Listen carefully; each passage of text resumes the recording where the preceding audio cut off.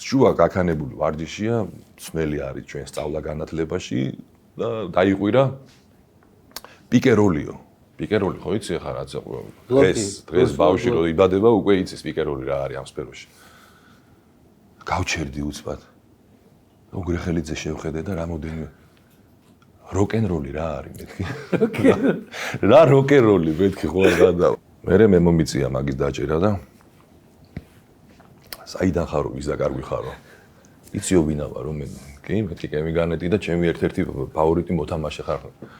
მოდა დავიმშვიდი ამით თავი და ოკეი, გაგიფრთხილებიო მაშინ. დევანდელი NBA არ მომწონს. თუ შენ გულისხმობ იმ NBA-ს, როდესაც 20 წლის წინანდელს, რა თქმა უნდა. ჯორდანის მერე მეც არ უყურებ ამას. კი.